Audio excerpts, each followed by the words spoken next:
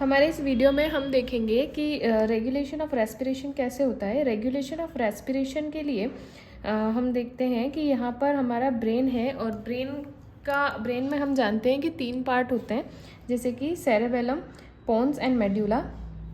तो जो पोन्स वाला रीजन है वहाँ पर न्यूमेटॉक्सिक सेंटर प्रेजेंट होता है और मेड्यूला वाले रीजन में रेस्पिरेटरी रिदम सेंटर प्रेजेंट होता है। जो हमारा रेस्पिरेटरी रिदम सेंटर है, इसके अंदर दो जो है dorsal respiratory group of neurons, 2 neurons की जो है ग्रुप प्रेजेंट होते हैं। एक तो जो है डोर्सल और एक ventral respiratory group of neurons present होते हैं। ठीक है, अब इनका बेसिक फंक्शन क्या है देखेंगे। तो जो हमारा रेस्पिरेटरी रिदम सेंटर है ये डायफ्राम और external intercostal muscle, abdominal muscle and internal intercostal muscle को कंट्रोल करते हैं। ये इनके कॉन्ट्रैक्शन में हेल्प करते हैं। जैसा कि हम जानते हैं कि जब हम रेस्पिरेशन करते हैं, यानी कि जब हम ब्रीथ इन करते टाइम हमको जैसे कि ये हमारा लंग्स है, एक ही लंग बना के बता रही हूँ मैं, ठीक है। नीचे डायफ्राम है।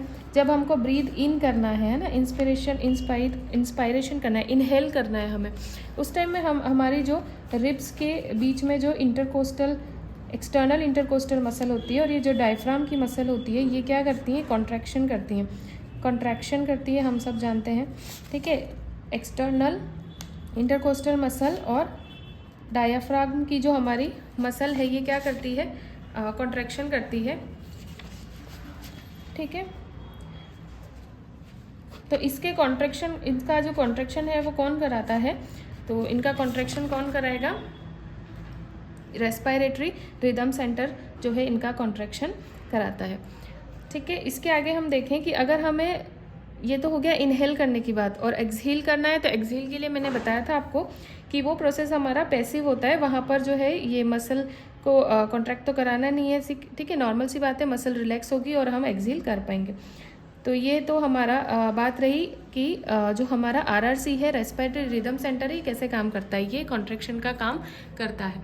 और जो हमारा न्यूमेटॉक्सिक सेंटर है ये क्या करता है, तो न्यूमेटॉक्सिक सेंटर जो है ये इस आरआर को रोकता है। ठीक है, स्विच ऑफ करता है रेस्पिरेटरी रिदम सिस्टम को, ताकि क्या है, ये अगर इसको स्विच ऑफ करेगा थोड़ी देर के लिए, 2 सेकेंड के लिए, जो हम ये जो इसको स्टॉप करेगा, यानी कि जो हम कॉन्ट्रैक्शन करा के इनहेल कर रहे थे उसे रोक देगा, तो तब तक क्या हो जाएगा, तब तक एक्सहेल कर पाएंगे, है ना, और उसके बाद में फिर से इनहेल कर पाएंगे। तो न्यूमेटॉक्सिक सेंटर जो है वो आरआरसी को रोकता है, स्विच ऑफ करता है थोड़ी देर के लिए। और हमारे पास में कीमो रिसेप्टर्स भी होते हैं।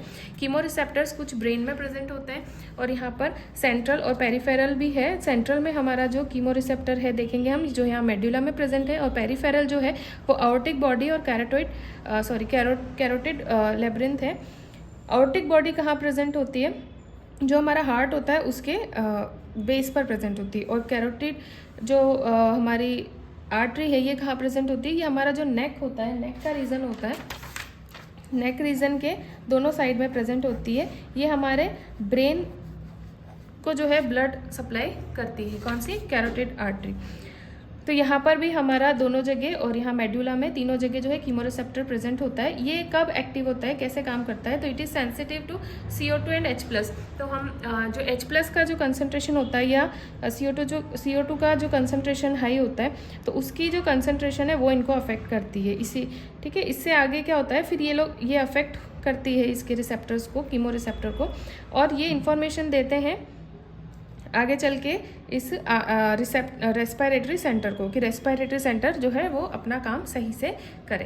तो ये कीमो रिसेप्टर का काम है। इसमें जो है कार्बन डाइऑक्साइड और H+ की कंसंट्रेशन ही इसे अफेक्ट करती है, कीमो रिसेप्टर को। यहाँ पर ऑक्सीजन का रोल बहुत ज़्यादा इनसिग्निफिकेंट है, बहुत ज़्यादा कम है या बिल्कुल ना के बराबर है। तो that's all about regulation of respiration. And इसका वीडियो मैं आपको बोर्ड पर भी बना कर दूंगी, ये शॉर्ट वीडियो है। So thank you for watching. If you like my video, hit the like button and subscribe my channel and share it with your friends.